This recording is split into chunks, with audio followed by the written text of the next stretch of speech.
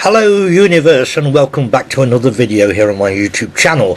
Now before I go into anything, I've got to give you a little bit of a message here first. Sam, my friend Sam, has contacted me and he's unable to help this coming Wednesday finish off the video that we're doing together, so I'm sorry, but it was it was on the cards that could happen, and it has. So he'll be with me on the Wednesday afterwards, and of course we will finish the REM video off for you then.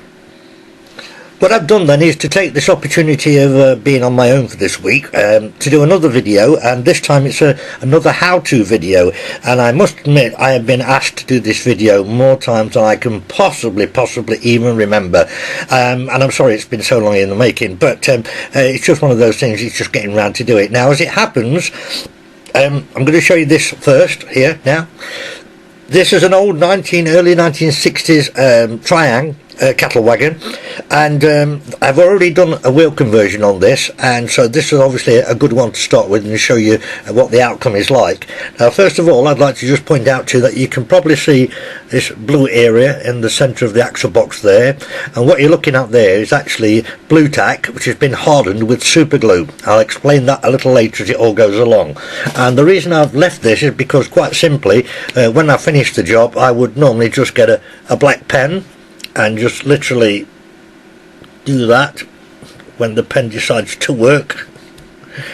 Yeah, sort of. I think this pen's running out actually, but you get the drift. You just fill the axle box in like that, and you can always do them yellow, which is a very common sight these days on moving axles, on the gearbox axles there. So yeah, that's how I end up finishing them off. But then again, it's entirely up to you what to use. You could use paint or black pen or yellow paint or whatever. Now of course I'm going to show you the process what I use to do this, and there's quite a few different axles that they will axles and axle boxes, whatever, that Triang and then Triang Hornby have used over the years, and I'm going to try and cover them all for you in this video. First of all though, I'm going to show you this one. Like I said, this has already been done, and if I get the camera angle right for you, right, come on, that's it, hold still. Right, there you go. Now, if I just carefully get hold of this axle, you'll see now there's about half a mil movement side to side. That's how they need to be when you've finished them. Now, if I just simply spin this now, it's spinning, it's spinning, it's spinning, it's spinning, spinning, it's still spinning, spinning, spinning, and it's going to stop. There you go. Now obviously you can see how good that is. That's the result that you're looking out to get. Now as always with any how-to video, I'm going to show you everything that you're going to need to be able to do these jobs. Right, start off with this. You're going to need blue tack, you're going to need a few cotton buds, lighter petrol, not the pressurized one, the actual petrol, the fluid one, which is what gets put in the Zippo type lighters. I'm sure you'll know what I mean. You will need some super glue. You will also need some oil,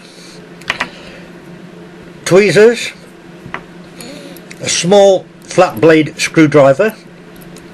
This is a punch, but I use it as a drift. I'll explain that as we go through the video, of course. And I can tell you now that this is 2mm in diameter. There's a reason why I've specified that particularly. You will also need two 2.5mm drill bits. Now you don't have to use drill bits, but it needs to be 2.5mm round, whatever you use, and it just needs to be pretty strong. So we can't use things like paper, straw type things or anything like that. It needs to be metal really. So two 2.5mm drill bits. Then you're going to need some of these. You'll see they say shoulder on them. They're the Romford bearings, pinpoint bearings. Commonly available everywhere. I'm pretty sure they'll be available over in the States and everywhere as well, or something like it.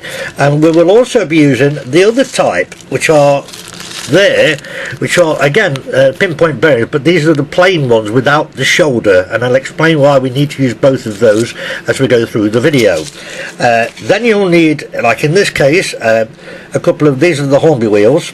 They're the Hornby 12.6mm ones, and as you can obviously see, these are the spoked ones, and I've chosen the spoked ones because of a particular job I'm going to use them on. But obviously that will depend on what you're going to use them on. You can also go for the you can also go for the plain wheels, and also they do the plain with 3 holes in them. So depending on what you're putting them on, that'll be your decision. And for the purpose of this video, I shall also be using these there, which is a set of 4. Now these are HO, these are really brilliant, and these are 10.6mm in diameter, and that'll all be explained as we go through the video. So guys, for this part of the video, we're going to start right at the beginning with like this, like what I showed you at the beginning of the video, and referring to Triang stuff, and possibly even Triang Hornby. I'm not quite sure if actually is quite correct on that.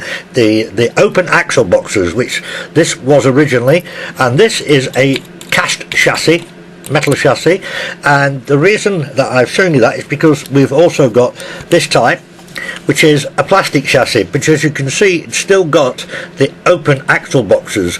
So we're referring to either the cast chassis or the plastic one with open axle boxes for this part of the video. And if I just bring this into the frame as well to show you, this is an old Triang unit again, and this time it's we're back to a cast one. This is metal here, and it's got the open axle boxes, but this one has got the very small wheels, because it's the Transcontinental series, so to speak, which is why we needed those 10.6mm small HO scale wheels. So all will be revealed as we go through the video.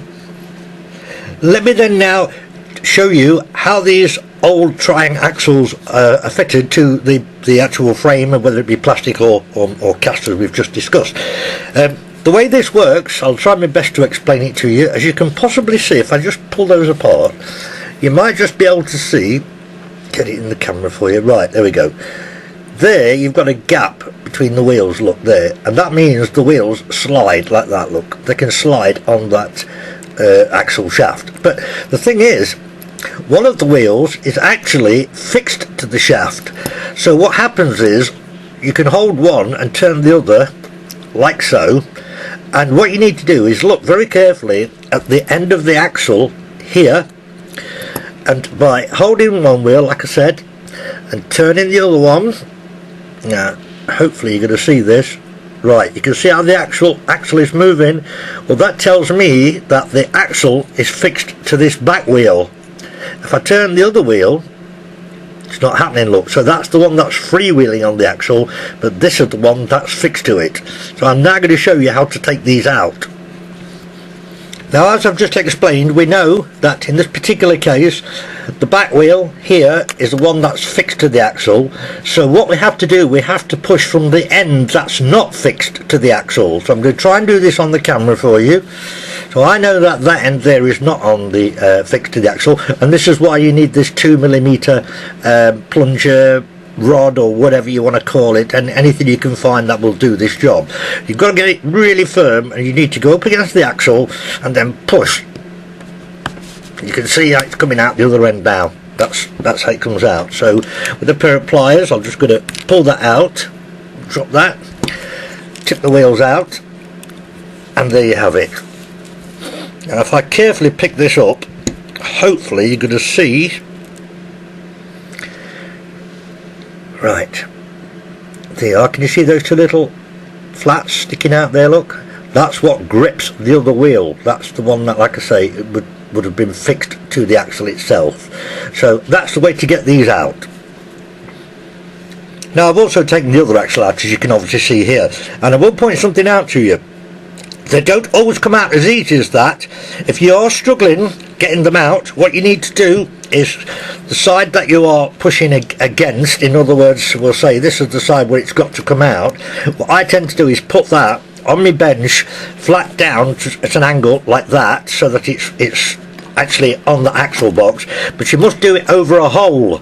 So when you push down with the plunger, the other side can go out through the holes. So trust me, they don't always come out that easy, particularly for some strange reason they tend to be tighter in the cast chassis there. Why, I don't really know, but as I say, you need to support the side that's being pushed out, and it needs to be over a hole, of course, so that the shaft can come out itself. So that pretty much makes sense anyway.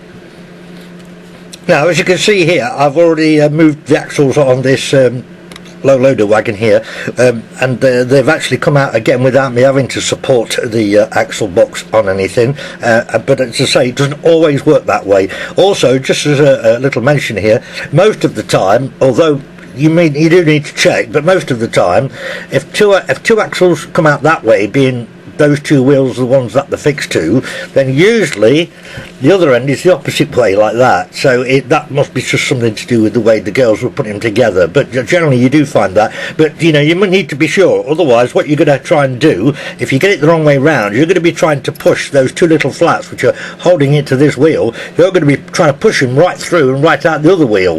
So it is important you check which one's fastened to the axle first. So there we have it then. That's all the old wheels off the old flat wagon. They're all taken off as well, so we just get rid of all of those. And the next thing we do in the process of doing this is to give them a clean. Now the reason I'm saying this is because there's certainly quite possibly going to be some oil and grime and stuff on them, and because we're going to be using glue, we don't want it to sort of, well, we need it to stick obviously. So all I do with this is I just literally get the bogie and I'll just pour the lighter fuel. Sorry, you're probably not seeing that, are you? I'm not looking at the camera again. Pour the lighter fuel through the axle boxes like that, and same on the other one. They'll go to this end.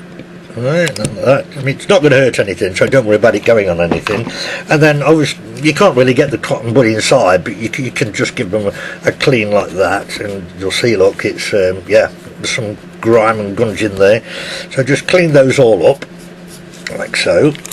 And I'll do the other end while we're here. So, yeah, same again, just clean them up, just get them surface black off, like that, and then leave it to evaporate. That's the next process.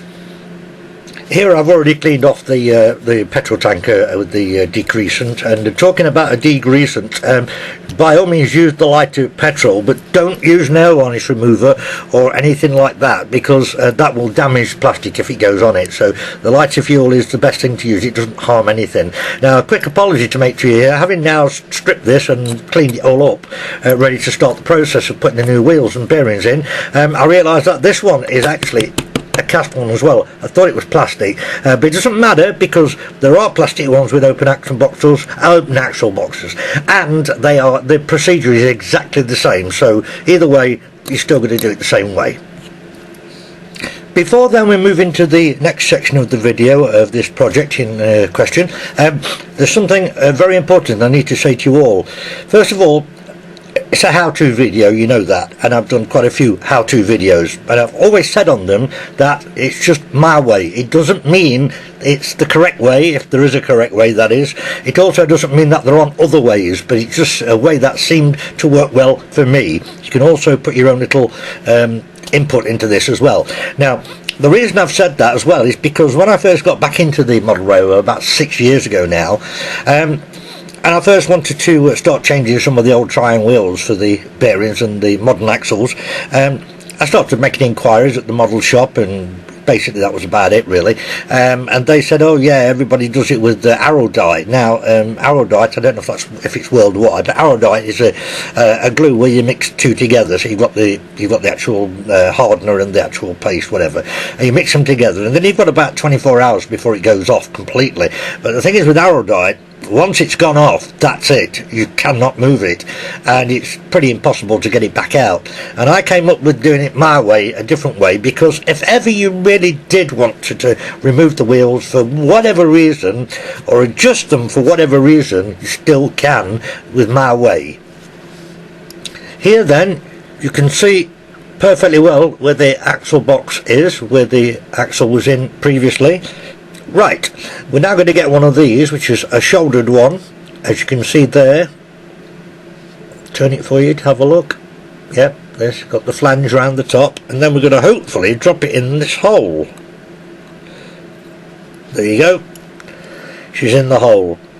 Perfect. Now I must point out something very important to you here. Watch. If I just put the tweezers in, you'll see that there's some movement. There's about a ½ millimetre all the way round, and there's a very important reason I've told you that. Now at this point you'd think the obvious thing to do is to grab hold of the wheels and drop them in. Well, yeah, we'll do that, but watch. If I put those into the bearing like that, we're now stuck, because this axle here won't go past the axle box, so we can't do it with a flanged bearing cup. Now that last statement isn't actually strictly correct. We can actually do this with the shouldered bearing, and I'll show you how in a few seconds. First of all, I finished this one off last night. I've only put the one axle in, and it's obviously all the glues and everything set now. So I'm going to start off with showing you this very carefully. Just try not to move it too quick. I don't want the camera to lose its focusing, which it's got a habit of doing quite quick. Right, just want to get it just about there for you. Right, now you're going to see this. You can see down here, there is the flange there of the bearing with the flange on it, and that is obviously snug up to the cast metal part here, so that's absolutely perfect. And you'll see now, if I bring the other side into view, there, come on camera, you'll see down here, or I should say lack of, you won't see the flanged bearing cup there because it hasn't got one in there. And I will also just point out to you very carefully again, just that slight bit of side to side. It's not a lot, it's just a ½ mil, and as you'll see in a second, this has not been oiled yet, by the way. No oil. I always do the oiling last, usually the day after, just to make sure all the glues have gone off. But look at that. Oh, the difference is amazing. So now let me show you how you can do this. And this is how you do it. Okay, we start off like we did before, with the bearing dropped into the hole there, exactly the same. But this time what we're going to do, I'm going to have to get my fingers in the way here because there's not a lot I can do about that, but I will still explain as I go along. What I'm going to do, I'm going to tuck this end of the axle into this large hole we've got here, and then carefully bring it over. And I want to show you this, I really want to show you this. I'm trying. The thing is, I can't go too far, otherwise the bearing's going to drop out, so I'm going to ease in like that. Now hopefully you'll see that now. Okay, now if for any reason you can't get the wheel to go past the top of the bearing, the flange of the bearing, because it just touches it, and you need that like ½ mil just to squeeze it in, you can very carefully, and I do mean very carefully, you can get hold of the axle box with a pair of pliers and get a good grip on it, and just very gently, and you really got to be very gently because it's cast, but you can move that about ½ mil, and then it leaves you just enough to be able to get the axle to drop into the cup of the bearing there. Then what we're going to do, it's not going to fall out that way because the cup's got the shoulder on it. But this time, what we're going to do, we're going to use one of these. A big-a-dig-a-dig-a-doo. Right, there it is now. This is the plain one. This is the non-flanged one, look. Right, so you can literally just drop that. Well, yeah, you can drop it on the bench as well. They are very fiddly, of course, so, you know, a little bit of perseverance. Right, try again. That's it. She's just gone in, look. Drop straight in. Just push that down like that. And then, now this is going to be really hard to explain to you, well, from a visual point of view actually. You'll see now here what I've got there is a tiny bit of blue tack. Now when I first started doing this I was using far too much and obviously scraping loads of it off, but it's really hard to give you a scale. But if you look at that, that's a pinhead. I mean, I don't know if you're going to get some scale from that, but basically you get a tiny bit of the blue tack. What you do, you roll it like that so it's in a little bit like a slightly elongated, and then I'm going to have to do this again with my fingers. So then you put that into the top of the axle. No, but the tablecloth's coming up with it. Oh, get off. Alright, try again, take two. Put that into the top of the axle, like that, and you can see now why we needed to degrease it. And then we're going to push that in using the 2.5mm drill bit at the back end of it. And you just push it in gently, it's not hard, just gently, just ooze it into place. You can always take off a bit of surplus afterwards, that's not a problem. Right, I'll get a little piece off with the Stanley knife around the edges. Now what you'll see, and what you've got to be very careful of here, this works really well, but what you're going to have to be careful of, you may remember a bit earlier on I showed you how the bearing cup itself is about 0.5mm all the way around it when it's in one of these axle boxes. And what happens is, obviously, if you push too hard on this one, which has not got the cup, I'll tell you in a minute, it's not got the flange on it, sorry, it's just the plain cupped one. If you push too hard, you can ooze some of the blue tack out. There's this very small gap which is around, which I showed you earlier. So just be very sensible with the blue tack. It doesn't have to be in hard, but it just needs to be firm. Then you can afford to check your movement, and it's spot on. That's absolutely spot on. That will spin fine like that. And also worth mentioning to you, because we have got this 1mm clearance all the way round inside the axle boxes, you've got to look at the wheels and make sure that they're lined up, because you can just adjust them, you know, slightly. So you need to make sure basically that they are not like that. I mean, you know, if you had a half mil on one side and half mil on the other side the opposite way, you are going to get a slight staggering. But to me that looks pretty much squared up, looks absolutely fine. So now we've done that, that's going to be cleaned off here. I'll clean that off in a minute. And this side, which we've got the cupped bearing in, of course we're just going to fill that with a bit of blue tack. So I'll be back in a minute. Here we go. So I've just filled that one in there, which is the one with the shoulder on the bearing, and then this one which we put in earlier, I've just taken the surplus off and just tidied it up a bit. And what I normally do is I normally have it sort of slightly in, just slightly down, just not quite in line with the axle box. I think it looks good when it's just slightly lower. But there you are. That's actually how you can do this now. And the last thing that I do, which is very simple, I'll just reach over and get the super glue. Hopefully it's not dried up. I've used it for a few hours and it keeps drying up, this one. I think it's a bit on its last legs, to be honest with you. Is there anything going to come out? No, I'm going to have to pierce it again.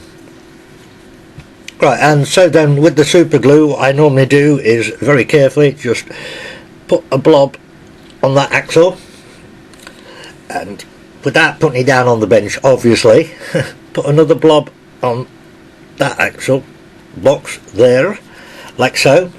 And you should be able to see that. That's right. And then, because obviously I don't want to put it on its side, I shall put it in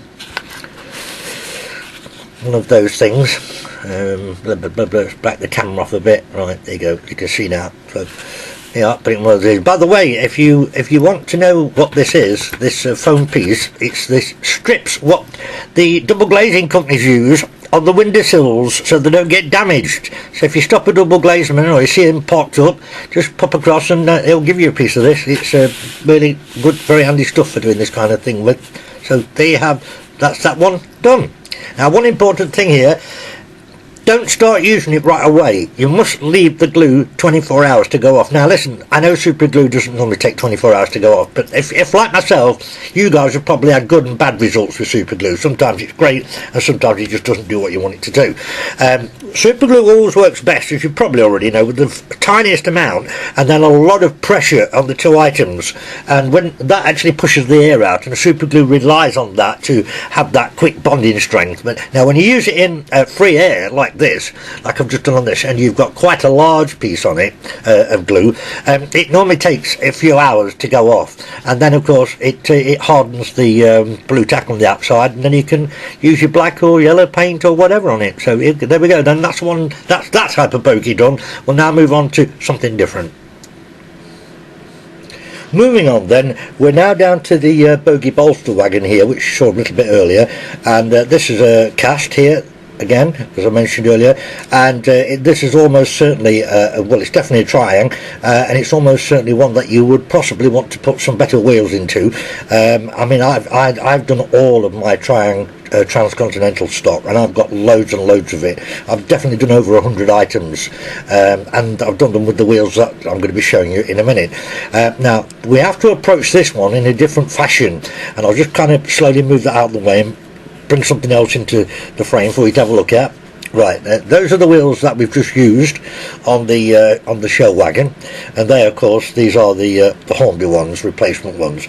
Now these, what I showed you a little bit earlier as well, these are the HO ones, and as you'll see there, hopefully, I'm not sure if the camera, the light's going to get on the camera properly.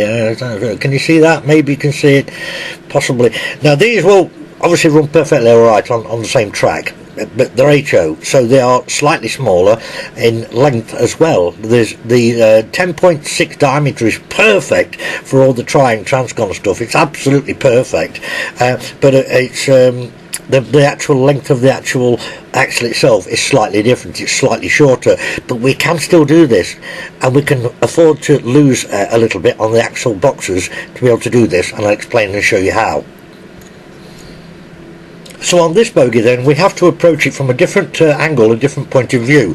Now there's no point in me doing each wheel and going right through doing it, all of it. I might as well just do one, and then obviously the rest is repetitive. So first of all, I've made some little bits of blue tack up, and I'm going to put those in first, so stay with me. Here we go then. The two little sausages of blue tack are in, and I'll just show you. Simple as it is. So we've got one in that one, and same in the other one, of course. There you go. Now I'm going to point out to you, you can see the opposite one there. Just point it out to you. You can see that is virtually flush there with the inner side of the axle box, and I've done them both the same, and there is a reason for that, so just stay with me a little bit longer. Now this time, guys, we are actually going to use two of the shouldered or flanged bearings, cups. So there's the one that we used before, the flanged one. I'm going to put it in here. Now just stay with me, because that is just like sitting there now. I need to press it in. Nearly. Right, and then what I'm going to do, there's some thin nose pliers. You don't have to have big ones, just they're fine. Just get out of the axle box and the bearing and just basically squeeze them together. Now what that's done, obviously it's pushed it into the blue tack, so the blue tack's going to hold it. So we do exactly the same to the other side. So I suppose I might as well do it if you're going to see it. Maybe I'm doing it backwards here, guys. Let's have a go. We'll have a quick go. If it don't work, I'll do it off camera, but it's simple. You just got to put the same in the other side, and as I say, these are both the actual shouldered ones. So can I do that? I'm looking over my shoulder here now. Well, kind of.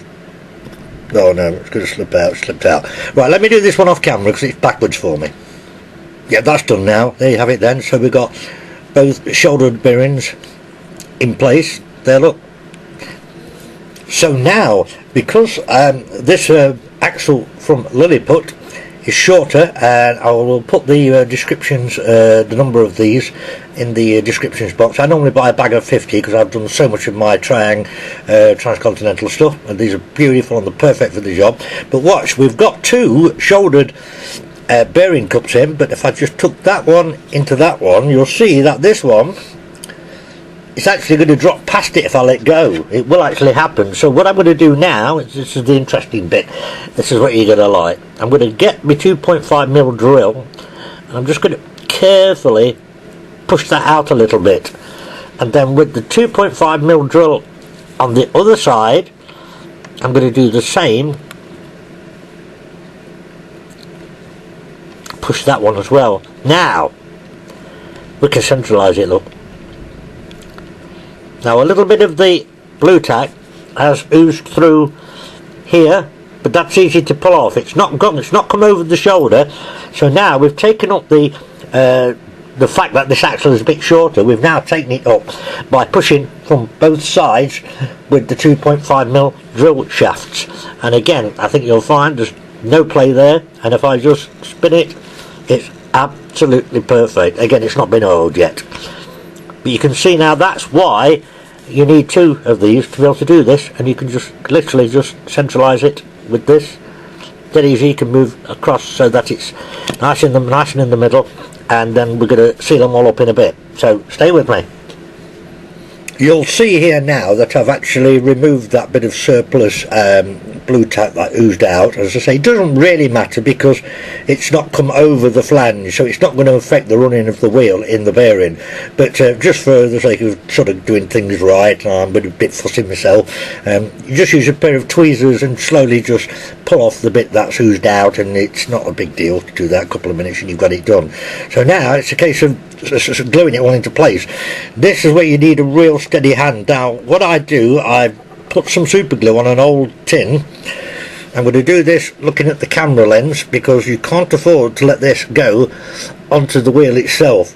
So I'm coming down here now, there, and I've just put some super glue and a spot more there. I'll do the same again on the other one. Now the reason I'm doing this, there's one bit, a little bit more. You can use a toothpick or a cocktail stick for this. I just use a very small screwdriver which I've pretty much ground to a point, as you can see there. Don't go in there with the super glue tube. You must do it with a little implement like this, otherwise you're just going to get it everywhere. The reason I'm doing this is because obviously the bearings are in the box, it goes without saying, but they are obviously taking up the slack on these axles being that little bit shorter, and I'm just putting extra super glue down there as a precaution, because what I will then do and show you is like we did before. Turn this over and we'll now put a blob on that one, and turning it over again without having to put it down, which would be really silly. Another blob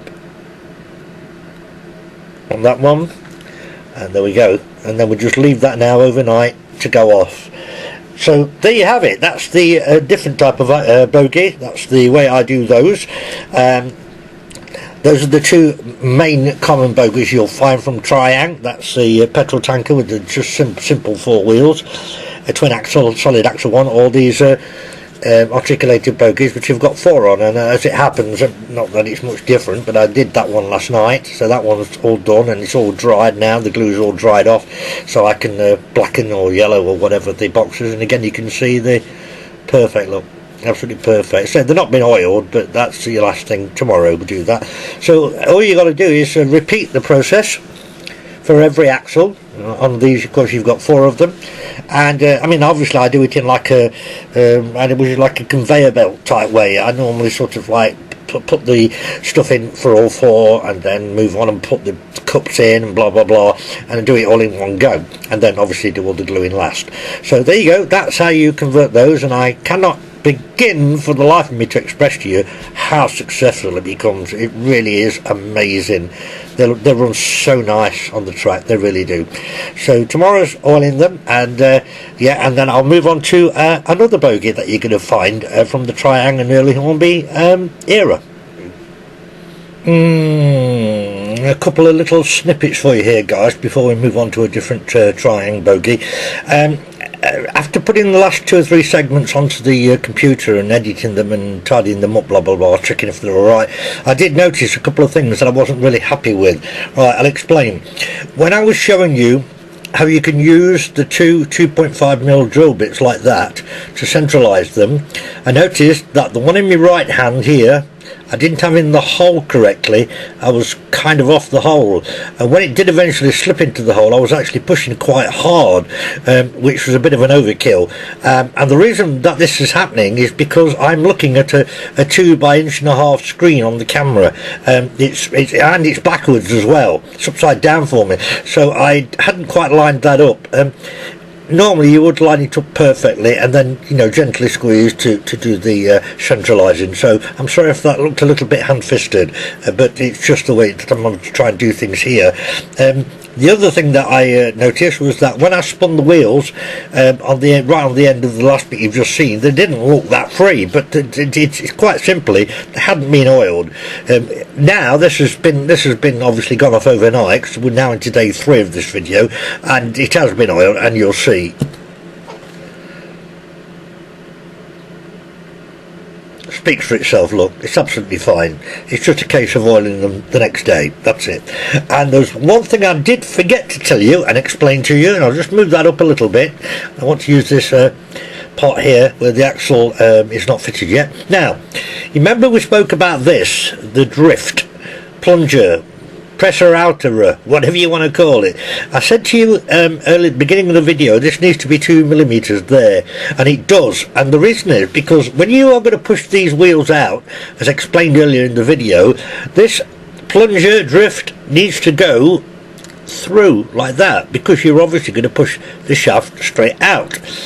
Now, the reason I then said that you need to use 2.5mm drills, and like I say, I did forget to explain this to you, is watch. If I get the 2.5mm drill back end, where did that come from? I'm having a whiskey, that's why. Right, okay, seriously. If you're using the back shaft of the 2.5mm drill, you'll notice that when I put it into the axle box, it won't go through. It just stops. And the reason for that is because inside, hopefully, I don't know if you're going to see it on the camera. I mean, it doesn't really matter if you can't, but inside, where's my pointer gone? This'll do. Yep, I've got it. Inside the axle box there's a shoulder. Although you may not see it, it's actually stopping the screwdriver from going through there. And at first I often wonder why that shoulder was there, but it does make sense, because when you take these old shafts that we took out from earlier on, when you take these and you put them in there, if that hole at the back end of the axle box there, if that hole was the same size all the way through to the outside of the axle box, it would put more drag onto the axle turning in it. So my gut feeling is that's why it's shouldered. But there is a good thing about that, because once you do this job with the blue tack, etc, etc, and you come to tuck them in with the drill as explained, it's going to stop at that point. In other words, it's not going to let you push the blue tack or the shouldered bearing any further than that particular stop point. So in actual fact, it's a benefit for this. So there you have it. Now we will move on to another type of bogie. And here we are now on the third type of bogie that you're almost certainly going to want to put some better wheels into, and this is the Transcontinental series. I'm not sure if you've seen my videos, but wrong way, John. Let's get it back to the camera for you. Yeah, these are the green and yellow ones. They did the blue ones, blue and yellow, and then the red and silvers, and I've got all of them. And I've actually got a full set of these green and yellow ones. I think I've got about 9 or 10, so it's a brilliant set. And I have already actually changed the wheels on them, as you can see here. I'll just zoom in a tad for you, hopefully. Right, get the position right, and that should just about be okay there. Now you can see that these have already been done, and these are quite interesting to do because they are similar to the first wheels that we took apart, but I will show you. You can see the bearing down there, look, and down there. These are again the flanged ones. We're going to use all flanged ones on these, and if I can zoom in a bit more, hopefully you'll see them even better. Look, there you go. Actually, there's a little bit of muck on the wheels, look. I have been running these as well, so it looks like they're getting close to needing a clean. Now, there's an interesting thing about this. These don't have open axle boxes. What they do have is this. There's a set of wheels I've taken out, and you can clearly see they've got a hole in the middle again, like the very first ones we took out, but now they're not actually fixed to the axle bar, look. See that, look? They're both, although the wheels are in two pieces again, like the very first ones, the axle itself is not fixed to either of them, and instead the axle fixes into like a stub opening in the plastic Right, give the camera time to sort itself out. Yep, there it is, look. It's there, it's a stub axle, it's a plastic stub axle. Now, these are marginally better than the very original ones, but they're still not brilliant, shall we say.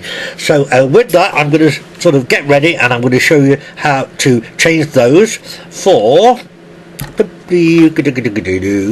those. Come on camera, focus for me today, thank you. Which when you spin them, as always, are like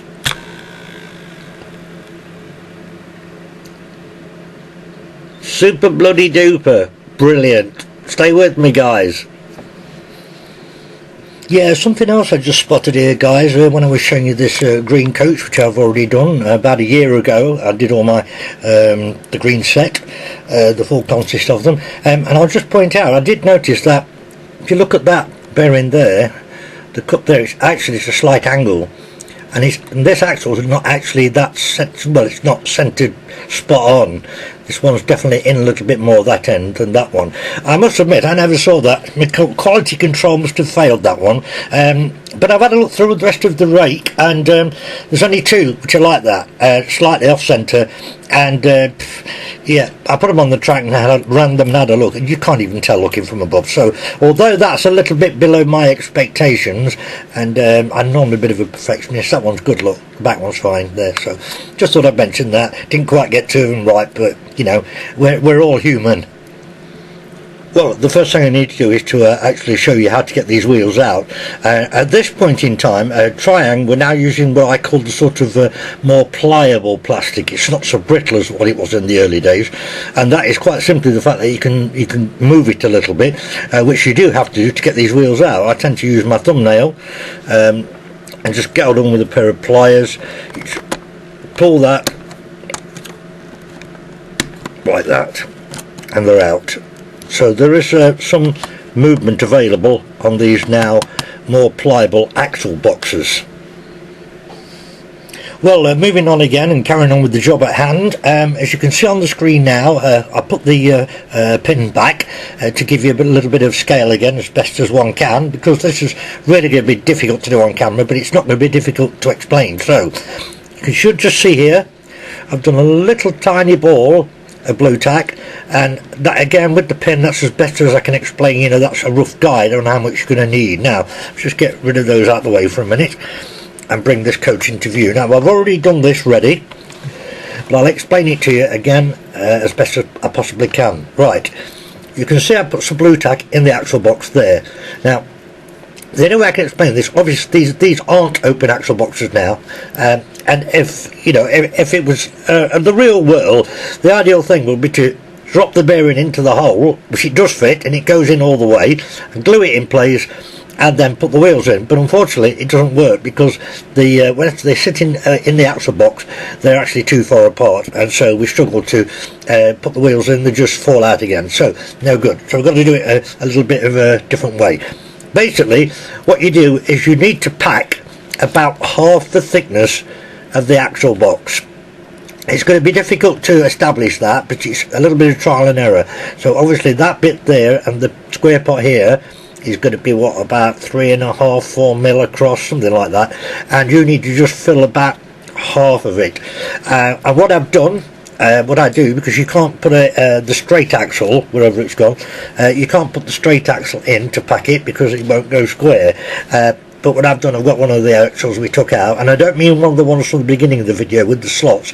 I mean one of the ones that literally comes from this range of bogies, because then with that you can go into the hole and you can pack the blue tack down like that, which I've already done. And as I say, you should be able to see that. There's a sort of crater in the middle there. Right, now again it's a little bit of trial and error, and you're going to have to use a little bit of self-judgment here, you know, a little bit of learning curve, so to speak. But what I normally do, I can usually gauge it right with a very tiny ball, but if there's any extra, once you've pushed it down with the axle, the bent axle there, you can carefully get a Stanley knife and slice off the bits that's oozed out, basically, and you do that 2 or 3 times until you're happy that you've gauged it roughly about the halfway point. So now what we're going to do is grab some super glue.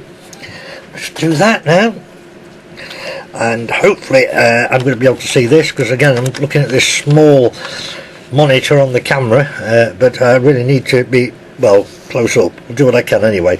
All I'm going to do is simply put a blob in there like that, turn it over, get it in a frame for you. I'm backwards again, guys, and a blob in that one like that. Now let's just put the super glue top back on, and then with a cotton bud I'll just take off anything that I've, sorry, I'm not looking at the camera again, just take off any surplus that there may be, like that. That's it, got it off. Right, and now leave it for about 5 minutes or so, so I'll be back with you in a minute. So now about 5 minutes later the super glue is started to form a kind of skin, so we just wanted it to go off a little bit. Now what I'm going to do, everyone, is I'm going to do this one here. I'm not going to try and do the other side on camera because I'm looking at it backwards, it's over my shoulder, and if I turn this over I'm just not going to see what I'm doing, but I can show you this side and tell you the important point to watch out for. Okay, now using a shouldered bearing here, look, we're going to pop it in place like that. And wait a minute, I'm going to have to put this down to do this.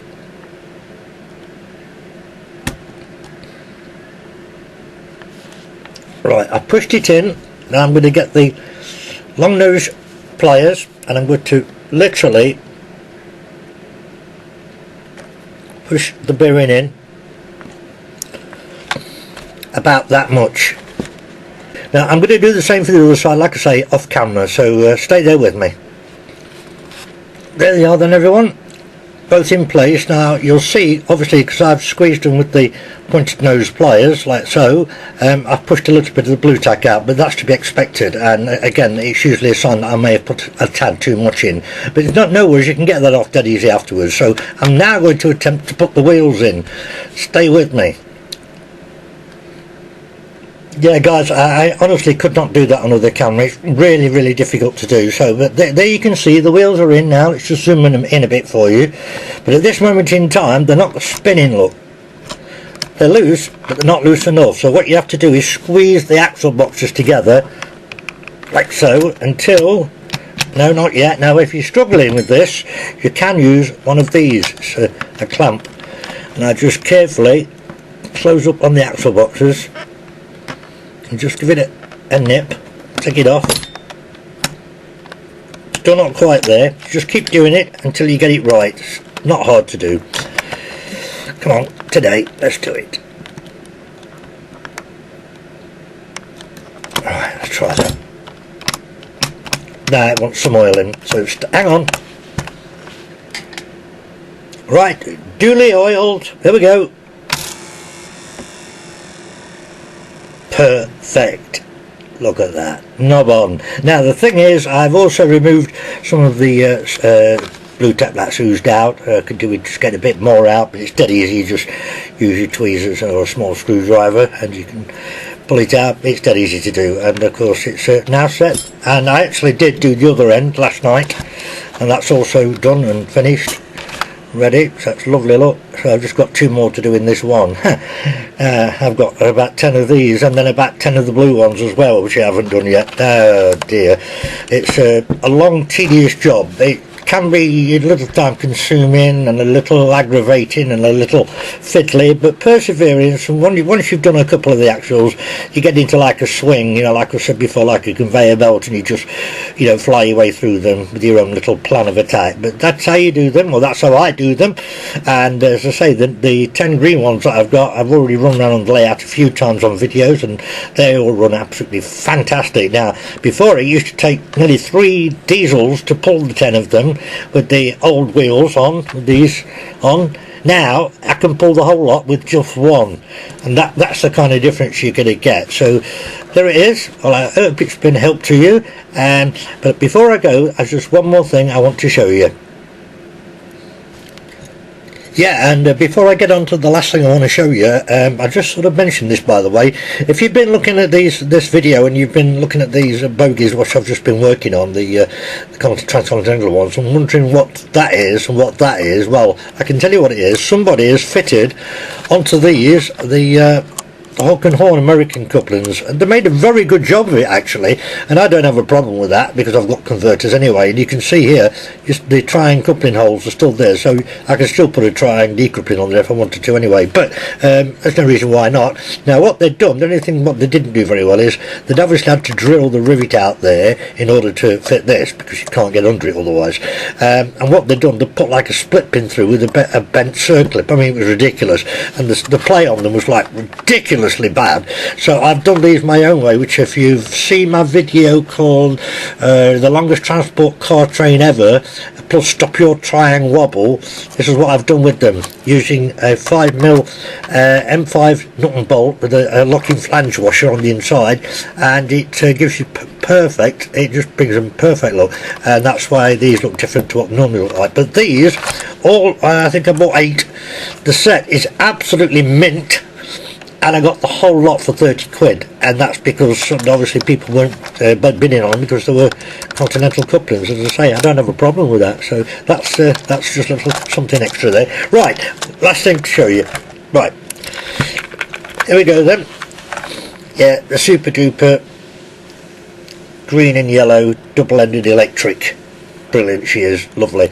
Now a lot of you will already know this. I've actually cut down all the wheels on mine, the flanges here, so these all run fine on the modern track.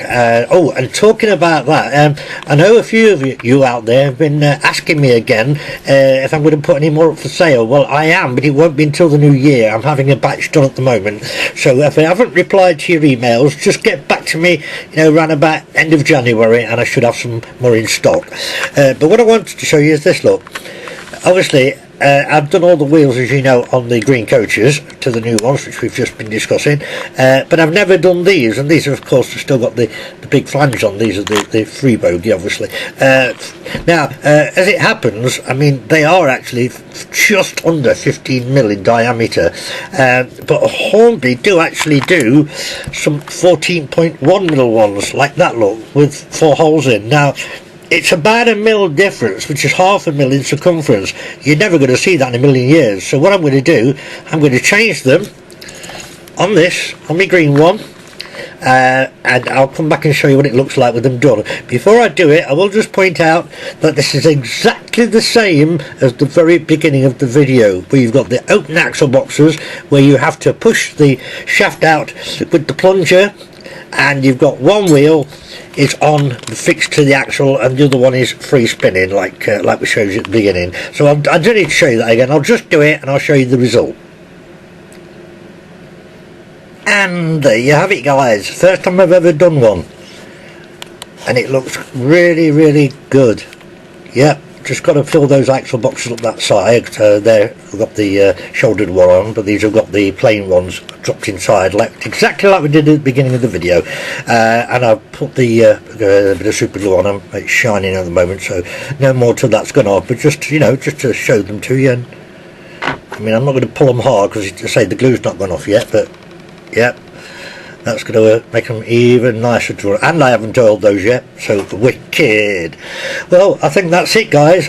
You know, thanks for your company, watching. I hope you enjoyed it.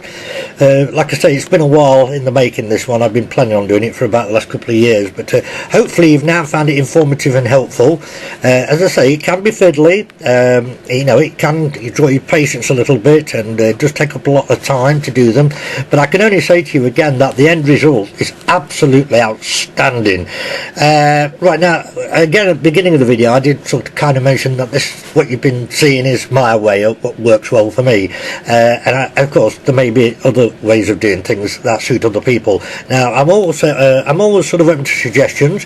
If any of you can come up with any different or even better ideas to the way I've done all these changes to the Triang bogies, then you know, I'm all ears. Well, I'm all hearing aids because I have to wear those as well, but you know what I mean. Seriously, if you've got any better ways of doing it, then you need to let me know, and you know, put it in the comments so everybody else can read them as well. And yeah, and well, just hope you enjoyed it. It's actually Thursday today, which is the day after Sam should have been with me. He's back next Wednesday. All being well, we should be able to finish off the Wren video, which we were working on. But I've taken this opportunity to do this wheels video today for you. So once again, good night, God bless, take care of yourselves and each other. See you everyone, bye.